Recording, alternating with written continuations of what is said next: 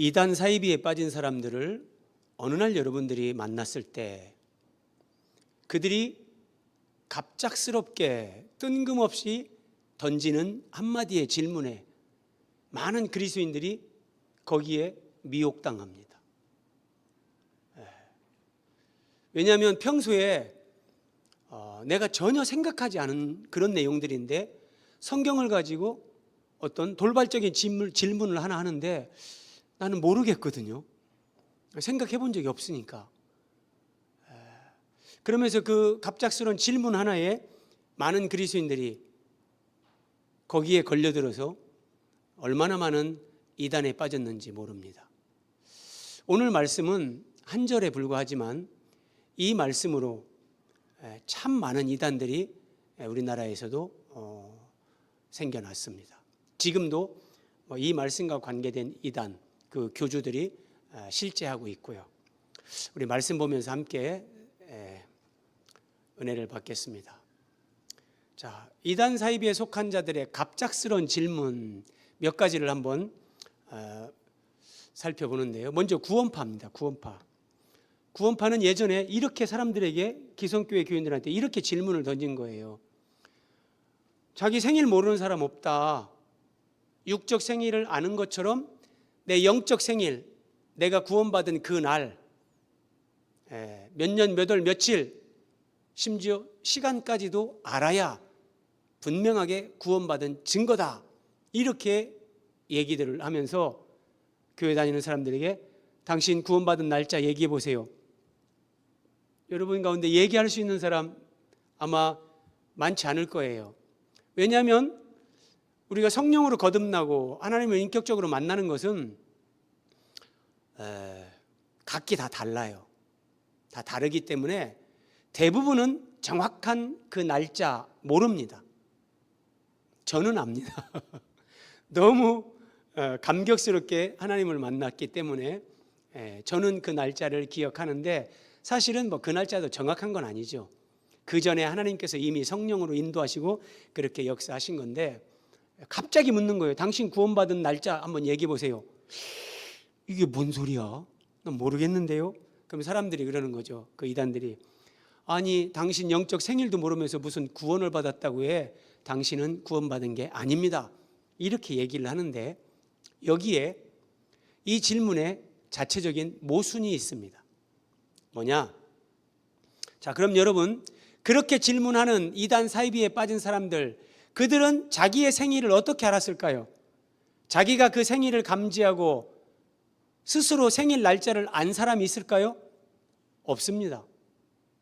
부모나 주변의 어른들이 너는 몇 년, 몇 월, 며칠 생이야 이렇게 알려줘서 내 생일은 생년월일이 그러하다 이거 아는 겁니다.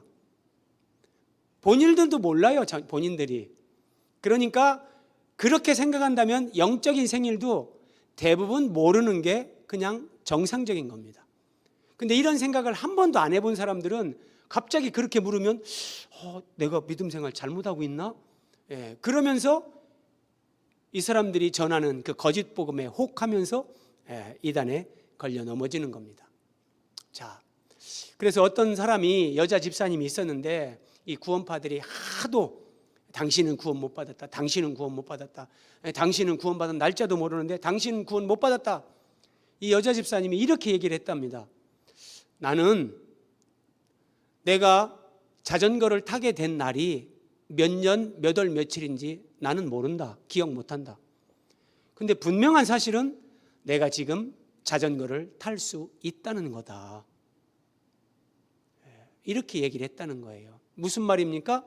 내가 구원받은 날짜 정확하게 모르지만 예수 그리스도가 내 주인이시고 예수 그리스도가 나의 구원자라는 이 믿음, 이 고백으로 나는 주님과 함께 살고 있다. 이렇게 얘기하면 되는 겁니다. 그렇죠?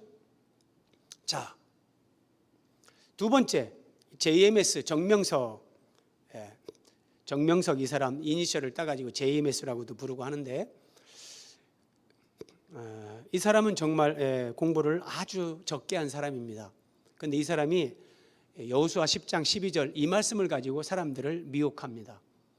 자, 이 기브온 족속들을 위해서 하나님이 이제 그들을 구원하기 위해서 이제 이스라엘과 언약을 맺었기 때문에 그들을 치려고 하는 가나안 연합군과 이제 이스라엘이 전쟁을 하는 상황인데, 자, 여호수아가 외치는 거죠. 태양아, 너는 기브온 위에 머무르라.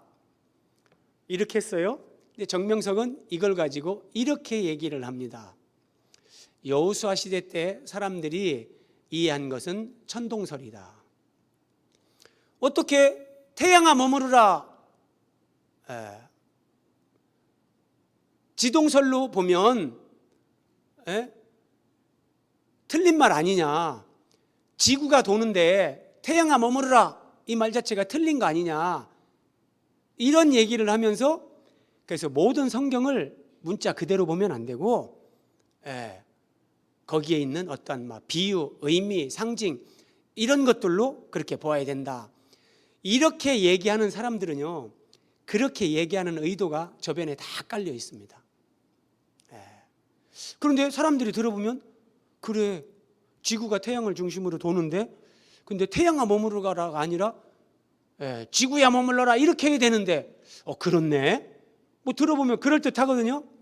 근데 여러분, 그럼 21세기 오늘을 사는 우리들도, 그러니까 우리는 아침에 뭐 해가 떴다, 해가 진다, 이런 표현 다 하잖아요. 그럼 다 잘못된 겁니까?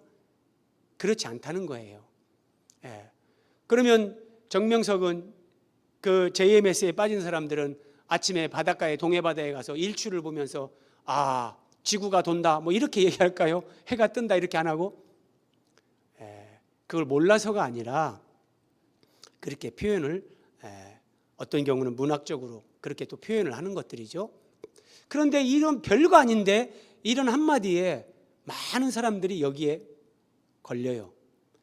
자, 오늘 요한계시록 1장 7절 이 말씀도 정말 많은 이단의 교주들, 사이비 교주들이 왜곡시켜서 자기를 재림 예수다, 내가 재림 예수다, 이렇게 얘기하는 그런 대표적인 구절로 그렇게 쓰이는 구절인데, 자, 볼지어다 그가 구름을 타고 오시리라.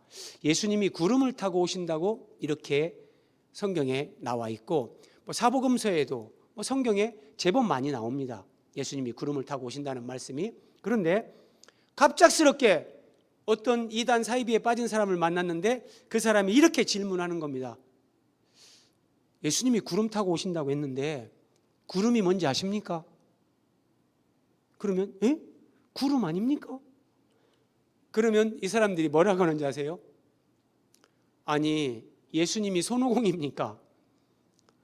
예수님이 실제 구름을 타고 온다고 생각하십니까? 참 순진하네. 그런 믿음으로 어떻게 구원받았다고 합니까? 뭐 이런 부분을 한 번도 생각을 안 해봤기 때문에 구름 타고 오신다고 하니까 예수님 구름 타고 오시는가 보지, 우리는 대부분의 신자들은 그냥 그렇게 생각을 합니다. 그런데 예수님은 손오공이 아닌데 예수님이 저 구름을 타고 오겠나? 그러면 검은 구름입니까? 뭉게 구름입니까? 무슨 구름입니까? 어떤 구름 타고 올까요? 사람들이 막 헷갈리는 거예요. 야, 내가 예수 안 믿었나? 진짜 이 사람들이 더 신앙적으로 막 성경을 보는 깊이가 굉장히 깊은가? 이러면서 한번 가봅시다. 우리랑 비밀리에 성경 공부 해봅시다. 이러면 걸려드는 거예요. 여러분, 제가 세 가지를 소개를 했는데 이 세 가지 질문에 이단 사이비에 빠진 사람들 엄청 많습니다. 대한민국에. 오늘 이런 말씀을 저는 설교자로서 사실은 크게 기쁨으로 이런 설교를 하고 싶지는 않아요. 더 주님 예수 그리스도의 십자가 중심의 그런 복음을 같이 나누고 싶은 마음이 더 간절하지만, 여러분들이 이런 말씀을 한 번도 듣지 않으면 진짜 어느 날 이런 이단에 빠진 사람들을 만났는데 이런 질문을 툭 던지면 갑자기 여러분 멘붕 옵니다. 나는 구름? 예수님 구름 타고 오는 거 아닌가? 그런데 예수님이 손오공이냐? 그러는데 그것도 말이 되는 것 같네. 진짜 예수님이 저 구름 타고 오실까? 그러면서 헷갈리고 심한 경우는 이제 신앙의 회의가 일어나는 거예요.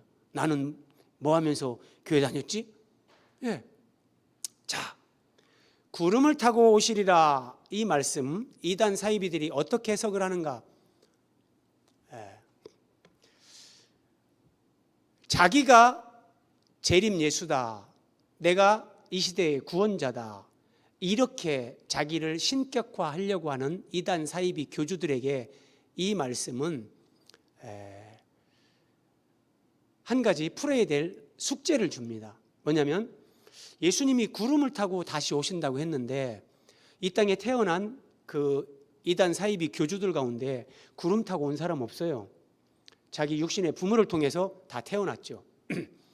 그런데 자기를 재림 예수다, 내가 이 시대 이긴 자다, 이 시대 구원자다, 이렇게 거짓 교리를 만들려고 하니까 이 구름을 자의적으로 왜곡시키면서 해석을 해서 바로 내가 이렇게 구름 타고 온 바로 내가 재림 예수다, 이렇게 설명을 하고 그들을 미혹해야 되기 때문에, 자, 구름은 우리가 볼 때 그냥 하늘에 속한 건데 이 땅의 것, 육체적인 것으로 바꿔놔야만 됩니다. 그래서 이단 사이비 교주들은 반드시 예수님이 구름 타고 오시리라 하신 이 구름을 건드립니다. 어떻게 하냐? 자, 신천지는 예수님이 요한계시록 1장 7절에서 구름 타고 오신다 그랬는데 이 참 의미를 아십니까? 여러분 유튜브에 검색하면 신천지에서 구름 타고 오시리라 이런 참된 의미, 신천지 강사가 나와가지고 화면 띄워주면서 다 설명 다 나옵니다. 저는 여러분들에게 이런 거를 설명하기 위해서 그런 것까지도 다 봅니다. 그런데 이 구름은 진짜 구름이 아니라 영이다, 영. 이걸 비유적으로 얘기한 거다. 그래서 예수님께서 다시 오실 때 천사들과 함께 오지 않냐? 근데 그 천사들은 영이다, 육이 아니라 영이다. 진짜 지금 얘기하는 거를 믿으라고 하는 얘기가 아니라 신천지가 이렇게 얘기한다는 겁니다. 그래가지고 괜히 속으로 여기서 아멘 이러시면 안 됩니다. 예수님이 천사와 함께 오는데 천사들은 영이다. 그래서 예수님은 영과 함께 영으로 오신다, 이런 논리를 쭉 피는 겁니다. 그러면서 재림 때의 예수님께서 보이는 육으로 오지 않고 보이지 않는 영으로 온다. 조금씩 그들의 이제 교리가 발전을 합니다. 그러면서 이제 5번까지 갑니다. 예수님 재림 때에, 자, 예수님이 영으로 온다, 그렇게 하는 의미가 여기에 있는 거예요. 영으로 오신 예수님은 육체가 필요한 거예요. 예수님이 영으로 오면 우리가 볼 수도 없잖아요. 그래서 한 육체가 필요해서 예수님은 한 육체를 택한다. 그리고 그 택함받은 육체가 이 세상에 이긴 자가 되게 하고 그 이긴 자를 통해서 새 나라와 새 민족을 창조한다. 이게 신천지 유튜브 영상 강의에 나오는 이미지입니다. 초림 때 예수님이 이렇게 오셨는데 재림 때는 이렇게 온다. 밑에 사람이 있고 예수님이 싹 이렇게 들어가는 것 같이 영으로, 저 밑에 그림이 볼 거 없죠. 이만희죠. 그래서 예수님이 영으로 온다 그러는 거예요. 영으로. 그래서 육체가 필요했는데 한 사람을 택했다. 그게 신천지 이만희 총회장이다. 그래서 이제 예수님, 재림하신 예수님의 영이 이만희 안에 거하기 때문에 이 이만희 총회장이 재림 예수요, 이 시대의 이긴 자요, 이 이긴 자를 통해서 구원을 받는다. 결론은 이렇게 갑니다.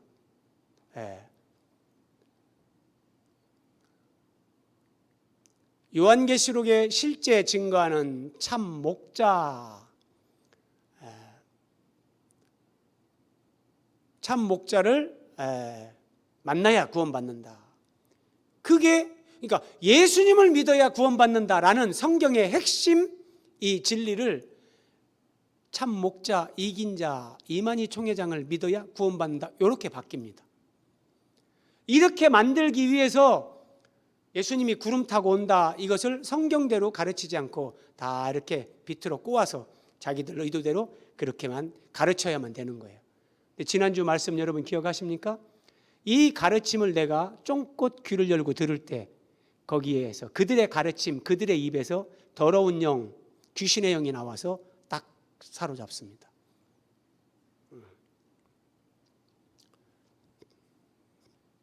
JMS 정명석은 이 구름을 예수님이 이 땅에 오실 때 마리아를 통해서 태어나셨다, 그렇게 설명을 하면서, 그래서 마리아를 통해서 예수님이 오셨지 않냐, 그러니까 구름은 사람이다, 사람이라고 이렇게 해석을 합니다.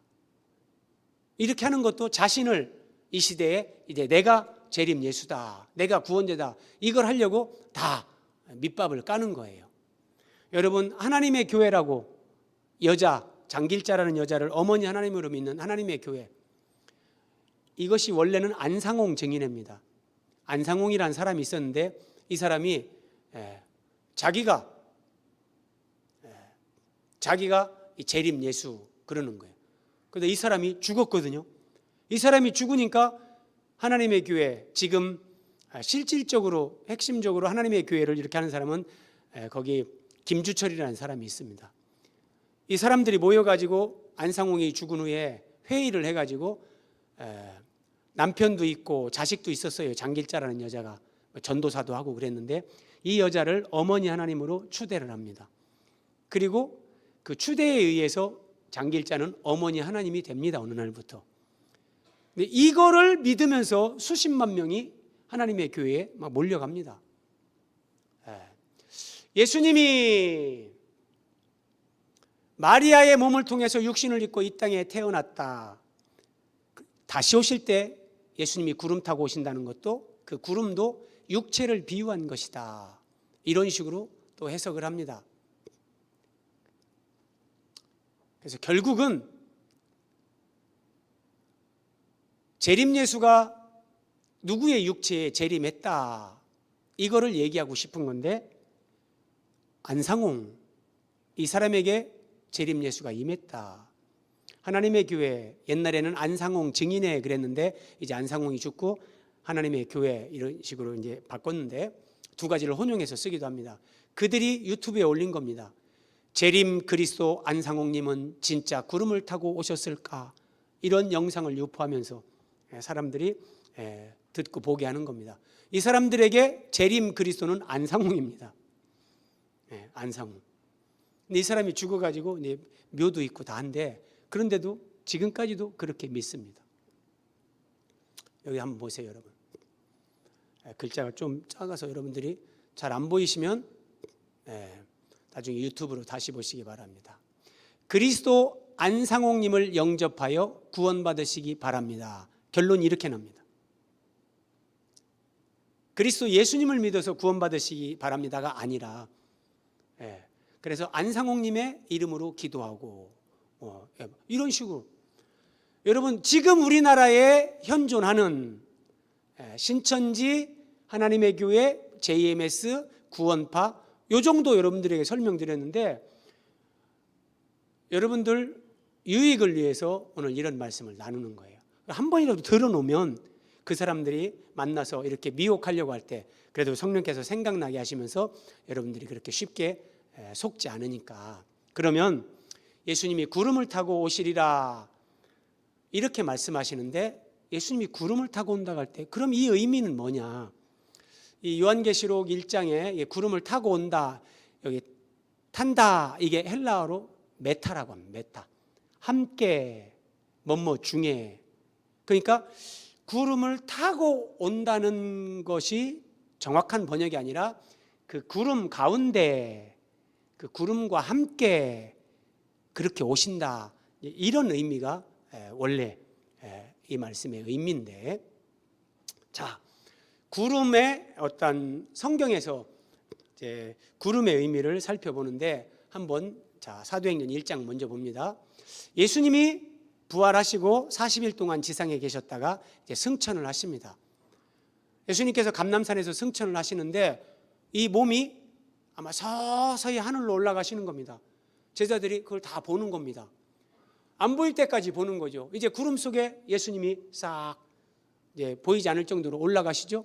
그때 천사가 하는 말입니다. 이 예수는 하늘로 가심을 본 그대로 오시리라. 예. 그러니까 예수님은 감람산에서 승천하실 때 하늘로 가신 그대로 오십니다. 이게 중요한 겁니다. 가심을 본 그대로 오신다. 사도행전 1장 9절과 연결이 되는데, 예수님이 이 말씀을 마치시고 그들이 보는데 올려져 가시니 구름이 그를 가리어 보이지 않게 하더라. 예, 이 말씀입니다. 예수님이 구름을 타고 오신다. 구름 가운데 또는 구름과 함께 예수님이 오신다라고 할 때, 가실 때 예수님이 구름이 가리워서 이제 보이지 않게 되면서 예수님이 하나님께로 올라가셨단 말이에요. 승천하셨단 말이에요. 그대로 예수님이 오시는 거, 이 의미가 예수님이 구름을 타고 온다, 이렇게 얘기를 하는 겁니다. 그러면 왜 구름을 타고 온다 말씀하실까? 구름의 의미는 뭔가? 자, 구약시대 때 하나님께서 시내산에 강림하시는데 여호와께서 모세에게 이르시되 내가 빽빽한 구름 가운데서 네게 임함은, 하나님이 모세 앞에 시내산에 강림하시는데 빽빽한 구름 가운데서 임하십니다. 여러분 아래 설명을 보시면서 봐보세요. 하나님이 시내산에 임하시는데, 자, 구름이 없는 상태에 하나님이 임하셨다고 가정해 보세요. 하나님이 임하신 것을 아무도 알 수가 없습니다. 왜? 하나님은 영이시고 안 보이니까요. 그렇죠? 그러니까 하나님이 사람들 눈에 보이는, 그래도 이 하늘에 속한 그 구름 가운데 임하시면서, 아, 하나님이 저 구름 가운데, 그 영광의 하나님, 전능하신 하나님, 어미로우신 하나님이 지금 우리 가운데 임하셨다. 이것을 사람들을 위해서 구름 가운데 임하시면서 상징적으로 시각적으로 보여주는 거예요.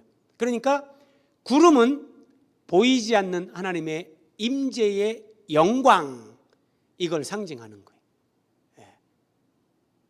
의도적으로 하나님이 구름 가운데 그렇게 임재하시는 거예요. 몇 절만 더 봅니다. 열왕기상 8장에 솔로몬이 성전 건축을 완성했습니다. 그 성전에 이제 여호와의 영광이 임합니다. 잘 보세요. 제사장이 성소에서 나올 때에 구름이 여호와의 성전에 가득하매 제사장이 그 구름으로 말미암아 능히 서서 섬기지 못하였으니, 얼마나 그 구름이 성전에 충만하게 임했는지 제사장이 들어갈 수도 없고 거기에 서서 하나님을 섬길 수 없었다. 그러는데 구름이 여호와의 성전에 가득했죠. 잘 보세요. 여호와의 영광이 여호와의 성전에 가득함이었더라. 그러니까 구름은 여호와의 영광, 이걸 상징적으로 보여주는 거예요. 그 구름이 솔로몬의 성전에 임하지 않으면 사람들이 하나님이 임한 걸 어떻게 볼 수 있고 느낄 수 있습니까? 영이신 하나님인데. 그렇죠? 그 하나님이 무슨 막 소리가 나게 하든지 뭐가 막 지축이 흔들리게 하든지 어떻게 해야 되는데, 그렇게 하시지 않고 구름으로. 그래서 구름은 다시 한번 하나님의 임재의 영광, 이걸 구름으로 그렇게 보여주는 거예요. 자, 신약 성경도 마찬가지입니다. 예수님이 변화산에 올라가셨습니다. 그 변화산에 구름이 그들을 덮으며, 구름이 덮습니다. 구름 속에서 소리가 나서 이르되 이는 내 사랑하는 아들이요 내 기뻐하는 자라. 구름 속에서 소리가 납니다. 무슨 의미예요? 그 구름 속에 영광의 하나님이 지금 거기에 임하신 거예요. 그리고 거기서 말씀하시는 거예요. 그러니까 구름은 하나님의 임재의 영광, 이것을 사람들을 위해서 육안으로 볼 수 있게끔 그렇게 보여주는 거예요. 원래 죄 있는 죄인이 하나님을 보면 죽잖아요. 그렇죠? 그래서 구름으로 저렇게 하실 수밖에 없는 거예요. 그래서 예수님이 구름을 타고 오신다는 것은 이 땅에 하나님의 그 영광으로 다시 오신다는 것. 이게 어떤 의미냐면, 예수님이 초림하실 때, 예수님이 성육신에서 사람으로 이 땅에 오실 때는 예수님은 고난받고 죽기 위해서 오십니다. 자기 목숨을 대속물로 주기 위해서 예수님이, 그래서 육체를 가지고 오시는 거예요. 예수님이 만약에 육체를 가지고 오지 않았다, 요한일서나 이런 데 보면 그리스도가 육체를 가지고 오신 것을 부인하는 자마다 다 적그리스도다. 예수님이 육체를 가지고 왔다는 것을 인정하지 않으면 어떤 문제가 생기냐면 예수님이 우리를 위해서 십자가에서 대신 몸짓고 피 흘려 죽으면서 우리의 구속을 이루신 것이 다 무효가 됩니다. 육체를 가지고 와서 화목제물이 돼서 대신 죽으셔야 우리의 죄사함과 구속이 이루어지는데 예수님이 육체를 가지고 오지 않았다 그러면 성경의 모든 구원 진리는 다 그냥 무너지는 거예요. 그런데 예수님이 다시 오실 때는, 여러분, 예수님이 부활하셨을 때 예수님은 이 몸이 부활합니다. 그런데 이 몸이 우리와 같은 이런 혈과 육이 아니라 신령한 몸, 시공을 초월하는 몸이에요. 그 몸을 갖고 예수님이 이 땅에 오시는 거죠. 그래서 예수님이 구름을 타고 오신다, 손오공처럼 구름을 타고 오신다는 것이 아니라 구약 성경에서부터 쭉 연결되어 온 구약의 여호와 하나님의 임재, 그 영광의 하나님이 구름 가운데 임재하셨던 것처럼 예수님이 구름을 타고 오신다는 것은 여호와 하나님의 임재처럼 예수님의 재림도 그 하나님의 신적 영광과 위엄과 그 권세와 능력 가운데 예수님이 이 땅에 오신다. 그것을 구름으로 그렇게 묘사해 주는 겁니다. 내용들이 참 많은데 시간 관계상 저도 많이 줄였습니다.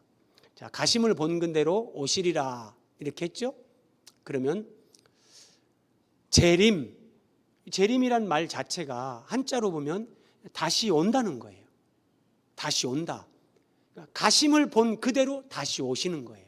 그런데 이단 사이비 교주들은 자신이 재림 예수다, 내가 이 시대 구원자다, 이렇게 얘기를 하려다 보니까 가심을 본 그대로 다시 오신다, 이 말씀을 왜곡시키는 거죠. 아니야, 그건 비유야, 그건 상징이야. 그래서 이렇게 쭉 풀어가는 겁니다. 자, 예수님은 인격적 변이나 변질이 없는 상태로 이 땅에 오시는 거예요. 초림의 예수님이 가심을 본 그대로 다시 오셔야 그게 재림이 맞는 거예요. 그렇죠? 그런데 이 이단의 교주들처럼 예수님의 영이 내게 임했다, 그래서 내가 이 시대, 내가 재림 예수의 영이 나에게 있기 때문에 내가 재림 예수고 내가 이긴 자고 내가 구원자고 나를 믿어야 니들이 구원을 받는다, 다 종교 사기입니다. 한번 이 말을 보십시오. 남편이 출근을 합니다. 여보 갔다 올게, 회사 다녀올게, 그렇게 얘기했어요. 예수님이 내가 이제 아버지께로 간다, 그러나 내가 다시 온다, 말씀하는 걸 출근에 비유하는 겁니다. 남편이 야근을 하고 아주 밤늦게 퇴근을 합니다. 예수님의 재림이 이제 늦게 길어진 겁니다. 초인종을 눌러서 아내가 집안에서 인터폰 화면으로 봤더니 딴 남자예요. 이단의 교주가 온 거예요. 그러면서 여보 나야, 문 열어줘. 당신 누구세요? 당신 남편의 영이 내 안에 와서 내가 당신 남편이야, 이렇게 얘기하는 거랑 똑같은 거예요. 그 말 듣고 집 문을 열어주는 그런 어리석은 아내는 없겠죠. 그런데 영적으로 맞네요, 당신이 이 시대 구원자네요, 이렇게 넘어가는 사람들이 참 많습니다. 출근 예수가 다르고 퇴근 예수가 다르면 재림 예수가 아닙니다. 가심을 본 그대로 오시는 겁니다. 조금 더 여러분들에게 쉽게 하나 말씀드리면, 가심을 본 그대로 오신다. 예수님은 도마에게 뭐라고 하셨습니다? 뭐라고 하셨나요? 네가 나의 부활을 믿지 못하겠거든 못자국 난 내 손에 네 손을 넣어봐라. 창자국이 난 옆구리에 네 손을 넣어봐라. 그리고 믿으라. 믿는 자가 되라. 예수님이 그러셨잖아요. 부활하신 예수님은 손에 못자국이 있고 옆구리에 창자국이 있어요. 그 상태로 예수님은 승천하셨어요. 가심을 본 그대로 오신다는 건 그대로 오시는 거예요. 내가 재림 예수다, 구원자다 할 때 손 좀 봅시다, 옆구리 좀 봅시다. 간단해요, 여러분.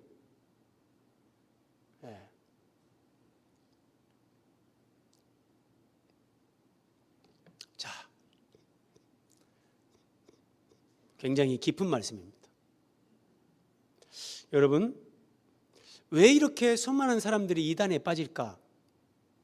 그런 생각 한 번씩 해보셨을 거예요. 이 말씀을 보면 하나님의 주권 안에서 하나님이 그걸 허락하십니다. 데살로니가후서 2장 11절 보십시오. 하나님이 미혹의 역사를 그들에게 보내사, 요 앞절을 보면 이제 악한 자의 임함은 적그리스도, 사탄 이들이 와가지고 많은 표적을 행합니다. 기사와 이적을 행하면서 사람들이 거기에 넘어가는 거예요. 그러면서 말씀하시는 거예요. 하나님이 미혹의 역사를 그들에게 보내사 거짓 것을 믿게 하시면 사람들이 이단에 빠집니다. 사이비 종교에 빠져서 엉뚱한 정말 말도 안 되는 그런 거짓 교리를 신봉하면서 그 인간이 구원자라고 그렇게 믿고 사는데, 거짓 것을 믿게 하심은 진리를 믿지 않고, 그들은 진리를 믿지 않았어요. 불의를 좋아하는 모든 자들로 하여금 심판을 받게 하려 하십니다. 여러분, 정신 바짝 차려야 됩니다. 마지막 화면입니다. 자, 무슨 얘기냐면, 왜 사람들이 이단에 빠지는가? 하나님은 왜 그것을 보고 계시고 허용하시는가? 이단에 빠지는 사람들, 하나님이 그들이 이단에 빠지지 않을 건데 너는 이단에 빠져라 그렇게 했다는 게 아니라, 그들은 진리를 믿지 않습니다. 불의를 좋아합니다. 그러나 형식적으로, 표면적으로 교회는 나오기도 합니다. 그들의 중심을 보시는 하나님.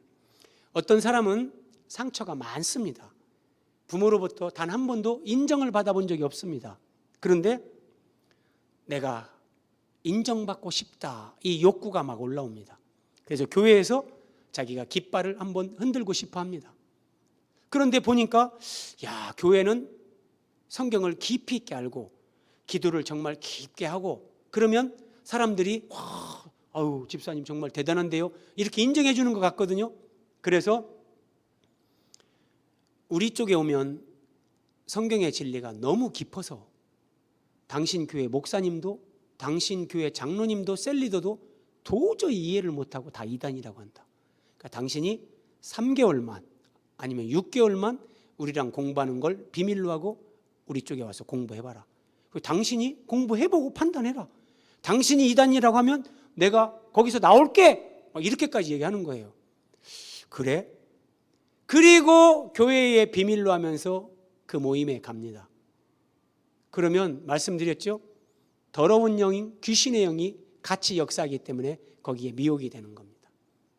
그럼 왜 내가 출석하던 교회 담임 목사님과 장로님과 교회 지체들, 셀리더를 신뢰하는 것보다 우연히 지나가다가 만난 이 사람이 이렇게 얘기를 하는데, 왜 이 사람 말을 더 내가 오랫동안 다닌 교회의 목회자와 장로님들과 교우들을 신뢰하는 것보다 길거리에서 만난 이 사람의 말 한마디를 더 신뢰하는가? 진리를 믿은 게 아닙니다. 불의를 좋아하고 자기의 어떤 생각으로, 그래서 여기 가면 심오한 걸 깨닫는다고 하니까 내가 이걸 배우고 와가지고 교회에서 사람들에게 이렇게 성경을 얘기하면 사람들이 나를 인정해 주겠구나, 이런 마음. 이런 마음. 그러니까 뭔가 하나님 앞에 예수 그리스도를 바라보고 예수 그리스도를 추구하는 그 신앙이 아니라, 하나님과 예수님을 통해서 교회에 나가서 내가 뭔가 진리가 아니라 내가 원하는 것을 얻고자 하는 이런 마음이 내 안에 있을 때 이 사람들은 이단의 미혹에 넘어집니다. 진리를 믿지 않고 불의를 좋아하는 모든 자들로 하여금 심판을 받게 하려 하심이라. 그래도 하나님은 자비로우셔서 그들을 끝까지 그 이단에 빠져서 그렇게 죽게 하시는 경우는 제가 볼 때는 아주 본인들이 끝까지 나오지 않는다고 할 때는 방법이 없죠. 그래도 하나님은 왜 이단에서 자기 영혼을 도둑질 당하고 자기 인생과 재물을 빼앗기는 그런 시간을 하나님이 허락하시는가? 신앙의 본질, 예수 그리스도, 여기에 초점을 맞추고 믿음 생활, 남은 인생 바르게 하라고 하나님이 그 가르침을 주기 위한 겁니다. 여러분, 오늘 말씀 살펴봤지만 구름이라는 단어를 하나 왜곡해서 단어 하나를 왜곡해도 대한민국의 수십만 명의 사람들이 이단에 넘어갑니다. 우리는 다 이렇게 연약한 자들입니다.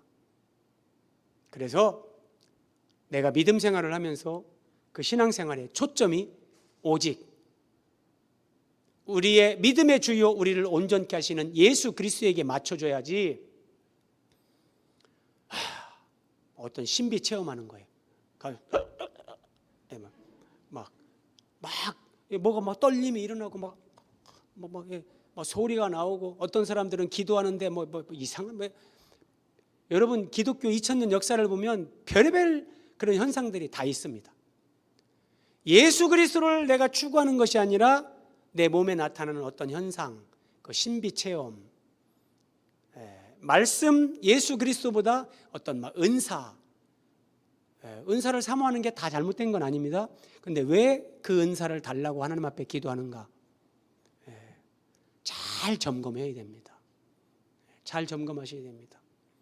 지금은 이제 조금 한국교회도 조금 그런 게 변화가 됐지만 예전에 방언 못하면 구원 못 받았다고 하는 목사님들도 있었고요. 남들 방언하는데 내가 방언 못하니까 아유, 이 뭐야? 하나님 나도 방언 주세요. 은사는 그렇게 주는 게 아니란 말이에요. 하나님이 진짜 하나님의 주권적으로 그렇게 주시는 건데, 기복주의. 예수 그리스도를 내가 사모하고 갈망하는 것이 아니라 그 예수님을 통해서 치병기복, 내가 원하는 그것을 내가 하나님으로부터 받아내려고 하는, 어쨌든 세상에서 잘 된다, 이 막 이런 번영신앙이라고 합니다. 이런 부분에 속지 말라는 거예요. 자, 오늘의 결론입니다. 예수님은 구름 타고 구름 가운데 오십니다. 그럼 구름이 뭐라겠어요? 구약시대 때 여호와 하나님의 영광의 임재, 구약시대 때 그 영광의 하나님이 임재하시는 것처럼 예수님은 그런 하늘과 땅의 모든 권세를 가지시고 그 영광과 존귀와 위엄 가운데 예수님은 다시 오십니다. 구름 타고 오신다는 것의 핵심 초점은 이겁니다. 그렇게 영광 가운데 오시는 주님은 이 땅에 이제 고난받는 종으로 오시는 것이 아니라 심판주로, 만왕의 왕으로, 만주의 주로 이 땅에 오십니다. 이 땅에 오셔서 각 사람의 행한 대로 갚아주시고 상을 주십니다. 내가 어떻게 주님을 사랑하고 주님을 따랐는가? 내가 어떻게 말씀이 내 인격이 되고 삶이 되는 그런 삶을 살았는가? 내가 어떻게 하나님의 나라와 주의 몸된 교회를 위해, 한 영혼의 구원을 위해 내가 어떻게 수고하고 하나님 앞에 그렇게 살았는가? 하나님이 우리의 각 사람의 행한 대로 다 갚아주십니다. 이제 예수님이 구름 타고 오신다라고 할 때 이것을 기억하십시오. 예수님은 여호와 하나님의 영광, 그 존귀, 그 위엄, 그 권세, 이것이 구름이라는 의미 속에 다 들어있는 거예요. 처음에 오실 때는 고난받기 위해, 죽임당하시기 위해 예수님이 오시죠. 그래서 가장 낮고 천한 모습으로 예수님이 오셨지만 그것과 정반대, 이제는 구름 가운데 영광 가운데 그 예수님이 오시는 거예요. 그리고 각 사람이 행한 대로 우리의 믿음과 순종과 충성과 헌신에 대해서 주님께서 다 계산하시고 보상하시고 다 갚아주십니다. 하늘의 구름을 볼 때마다, 성경에서 주님 구름 타고 오신다 이 말씀을 볼 때마다 이걸 기억하면서 하루하루 순간순간 여러분 믿음으로 사십시오. 이 믿음으로 사는 사람들 주님과 더불어 왕노릇하고 하나님 나라에서 그 은혜와 영광과 존귀함으로 하나님이 우리를 옷 입혀 주실 것입니다. 기도하겠습니다.